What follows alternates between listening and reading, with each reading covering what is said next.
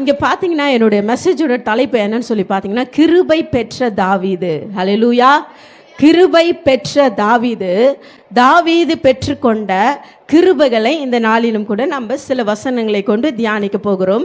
இங்கே வேதத்தில் மிக தெளிவாய் சொல்லுகிறது, தாவீதுக்கு அருளின நிச்சயமான கிருபைகளை உங்களுக்கு கட்டளையிடுவேன் என்று திருவுளம் பற்றினார். ஹல்லேலூயா. ஸோ ஆண்டவர் இங்கே சொல்கிறாரு, தாவீதுக்கு அருளின நிச்சயமான கிருபைகளை உங்களுக்கும் தேவன் கட்டளையிட அவர் போதுமானவராக இருக்கிறார். தேவனுடைய ஆசீர்வாதங்களில் மிகவும் பிரதானமானது எதுன்னு சொல்லி நம்ம பார்ப்போம் என்று சொன்னால் அவருடைய கிருபை. ஹல்லேலூயா.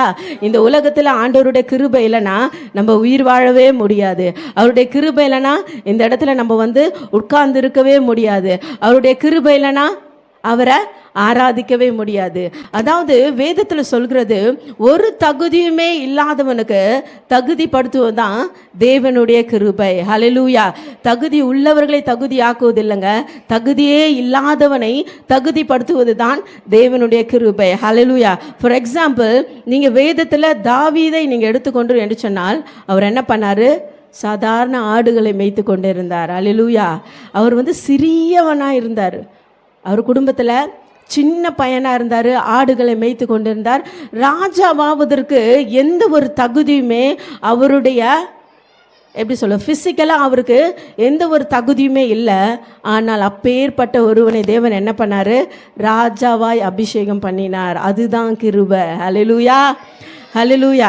தகுதியை இல்லாதவனை தகுதிப்படுத்துவது தான் தேவனுடைய கிருபை. அந்த கிருபையை ஆண்டவர் உங்களுடைய வாழ்க்கையில் அவர் கொடுக்க போதுமானவராக இருக்கிறார். ஹல்லேலூயா. இன்றைக்கும் கூட எபிரேயர் 10:27 சொல்லுகிறது, வாசிக்க வேண்டாம், கிருபையினால் அபிஷேகம் பெறுகிறோம். ஹல்லேலூயா. கிருபையினால் தான் நம்ம உயிர் வாழ்கிறோம். கிருபையினால் தான் நம்ம நிலை நிறுத்தி கொண்டு இருக்கிறோம். இந்த நாளிலும் கூட பாருங்கள், அவருடைய கிருபையை நம்ம எப்படியெல்லாம் பெற்றுக்கொள்ளலாம். புதிய ஏற்பாட்டில் நீங்கள் பார்த்தீங்கன்னா, பர்த்திமேயு என்ற குருடன் வாசிச்சிருக்கீங்களா எல்லாரும்? பர்த்திமேயு என்ற குருடன் அவர் எப்படி ஆண்டவரை நோக்கி கூப்பிடுறாரு?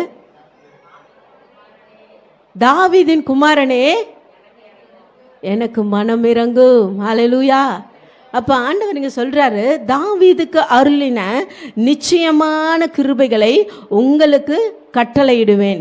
அதான் இந்த பர்த்திமேயு சொல்கிறாரு, தாவீதின் குமாரனே எனக்கு மனம் இறங்கும் அப்படின்னு சொல்லிட்டு கூப்பிடும்போது ஆண்டவர் என்ன பண்ணுறாரு?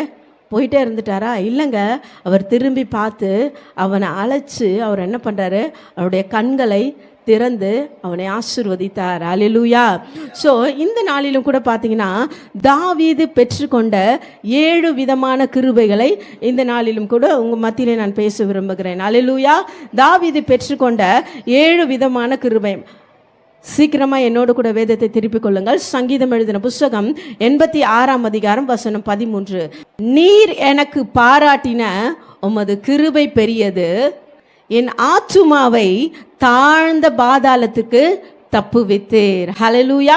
முதல் கிருபை என்னன்னு சொல்லி பார்த்தீங்கன்னா, தாழ்ந்த பாதாளத்துக்கு தப்புவித்த கிருபை. முதல் கிருபை என்ன? எல்லாம் சொல்லுங்க. தாழ்ந்த பாதாளத்துக்கு தப்புவித்த கிருபை. இன்னைக்கு பார்த்தீங்கன்னா, ஆண்டவராகிய இயேசு கிறிஸ்துவை சொந்த இரட்சகராக ஏற்றுக்கொண்டவர்கள் அனைவரும் எங்கே போவாங்க? பரலோக ராஜ்யத்துக்கு போவாங்க. அவங்க எங்கே போக மாட்டாங்க? தாழ்ந்த பாதாளத்துக்கு போக மாட்டாங்க. எபேசியர் 2:8 சொல்லப்பட்டிருக்குது, விசுவாசத்தை கொண்டு ரட்சிக்கப்பட்டீர்கள், இது உங்களால் உண்டானதல்ல, இது தேவனுடைய ஈவு. இது யாருடைய ஈவு? தேவனுடைய ஈவு. நம்ம விசுவாசத்தினால ரட்சிக்கப்பட்டிருக்கிறோம். ஆண்டவர் இலவசமான ரட்சிப்பை ஆண்டவர் நமக்கு கொடுத்திருக்கிறார். ஆண்டவரை சொந்த ரட்சகராக ஏற்றுக்கொண்டவர்கள் அனைவரும் பரலோக ராஜ்யத்துக்குள் பிரவேசிப்பார்கள். ஆண்டவரை சொந்த ரட்சகராக ஏற்றுக்கொள்ளாதவர்கள் எங்கே போவாங்க? பாதாளத்துக்கு கடந்து போவார்கள். நீங்கள் பார்த்தீங்கன்னா, எப்ரேய வார்த்தையில் இவ்வாறு சொல்கிறது, ஷியோல். எப்ரேய வார்த்தை என்னங்க? ஷியோல். எல்லாரும் என்னோட கூட சேர்ந்து சொல்லுங்க, ஷியோல். ஷியோல் என்று சொல்லி பார்த்தீங்கன்னா பாதாளம். பாதாளம் பார்த்தீங்கன்னா 3 வகையான பாதாளம் இருக்கிறது. மேல் பாதாளம், கீழ் பாதாளம், அகால பாதாளம். 3 வகையான பாதாளம் இருக்குது. இந்த பாதாளத்தை குறித்து பார்த்தீங்கன்னா, நீங்கள் அந்த ஐஸ்வர்யவான் லாசரு கதை எல்லாருக்குமே தெரியும். அந்த இடத்துல பார்த்தீங்கன்னா ஐஸ்வர்யவான் மரித்து போய் எங்கே போகிறாரு? பாதாளத்துக்கு கடந்து போகிறார். அவர் இந்த உலகத்தில் இருக்கும்போது அநேக செல்வ செழிப்பாய் சீமானா இருந்தார். ஆனால் அவர் கீழே இருந்த லாசரு அவர் என்ன பண்ணார், அவருடைய மேஜையிலிருந்து விழும் துணிக்கைகள்னாலே தன்னுடைய பசியை ஆற்ற அவன் ஆசையாக இருந்தான். ஆனால் பக்கத்தில் தான் இருந்தான், பக்கத்தில் தான் கஷ்டப்பட்டுட்டு இருந்தான். ஆனால் அவர் என்ன பண்ணல, ஒரு பிடி சாப்பாடு கூட அவனுக்கு கொடுக்க மனதில்லாதனா இருந்தான். ஆனால் கடைசியில் 2 பேரும் ஒரு நாள் மறிச்சு போனாங்க. ஐஸ்வர்வான் எங்கே கடந்து போனான், பாதாளத்துக்கு நேராய் கடந்து போனான். ஆனால் லாசருவோ ஆபிரகாமனுடைய மடியிலே இளைப்பாற பட்டார். அல்லேலூயா. இன்னைக்கு ஆண்டவரை சொந்த ரட்சகராக ஏற்றுக்கொண்ட நம்ம ஆண்டவர் என்ன பண்ணியிருக்காரு, ஆழ்ந்த பாதாளத்திற்கு நம்மை தப்புவித்தார். ஹல்லேலூயா, ஹல்லேலூயா. இன்னைக்கு பாதாளத்துக்கு நேராக கடந்து போகாதபடி அவருடைய ரட்சிப்பை நம்ம பெற்றுக்கொண்டோம். தாவீது பார்த்தீங்கன்னா அதான் சொல்கிறாரு, நீர் எனக்கு பாராட்டின உமது கிருபை பெருசுப்பா அப்படின்றார். ஹல்லேலூயா. என்னை தாழ்ந்த பாதனை நரகத்துக்கு நேராய் நான் கடந்து போகாதபடிக்கு எனக்கு உம்முடைய கிருபை கொடுத்தீங்களே, உமக்கு நன்றி சுவாமி சொன்னார். ஏன்னா பாதாளத்தில் பார்த்தீங்கன்னா அநேக வேதனைகள் உண்டு. பரலோகத்துக்கும் பாதாளத்துக்கும் போகவே முடியாது. அந்த ஐஸ்வர்யவான் சொல்கிறாரு, எனக்கு 5 சகோதரர்கள் உண்டு, இந்த வேதனை உள்ள இடத்திற்கு அவர்கள் வர வேண்டாம்.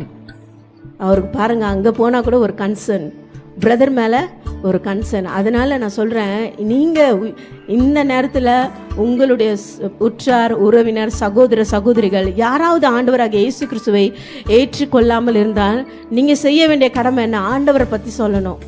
அதற்கு தான் ஆண்டவர் உங்களை அழைச்சிருக்கிறார், உங்களை அபிஷேகம் பண்ணியிருக்கிறார், அவருடைய கிருபையை உங்களுக்கு கொடுத்துருக்கிறார். இன்றைக்கி பாருங்கள், அநேக அழிவுகள் வந்தது.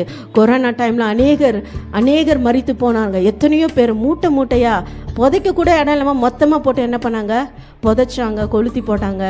ஆனாலும் அவருடைய கிருபை நம்மளை அழியாமல் இம்மட்டும் பாதுகாத்தது. அல்லேலூயா. அதுக்காக நீங்கள் ஆண்டவருக்கு என்ன செஞ்சிட்ருக்கீங்க, ஆண்டவர் உங்களுக்கு ஜீவனை மீட்டு கொடுத்துருக்க. அதற்காக நீங்கள் ஆண்டவருக்கு என்ன செய்ய, ஒவ்வொரு நாளும் கேளுங்க, ஏசப்பா நான் உமக்கு பிரியமானது செய்யணும், எனக்கு நீங்கள் ஜீவனை கொடுத்துருக்கீங்க, எவ்வளோ பெரிய ஜீவனை நீங்கள் கொடுத்துருக்கீங்க. ஆனால் நம்ம என்ன பண்ணுறோம், செல்ஃபிஷாகவே வாழ்ந்துட்டு இருக்கிறோம். செல்ஃபிஷான உலகத்தில் வாழ்ந்துட்டு இருக்கிறோம். ஆனால் நீங்கள் ஆண்டவருடைய சமூகத்தில் உட்காரும்போது அவர் செஞ்ச நன்மைகளை நீங்கள் நினைக்கும் போது, ஆண்டவரே பாதாளத்திற்கு உங்களை போகாமல் பரலோக ராஜ்யத்தை செல்வதற்கு ஆண்டவர் உங்களை தகுதிப்படுத்தியிருக்கார். அதை நினைத்து நீங்கள் என்ன பண்ணணும், ஆண்டவருக்கு நன்றி சொல்கிறவர்களாக இருக்கணும். ஹல்லேலூயா, ஹல்லேலூயா. அதனால தான் தாவீது சொல்கிறார், தாழ்ந்த பாதாளத்துக்கு தப்புவித்த கிருபை. ஹல்லேலூயா.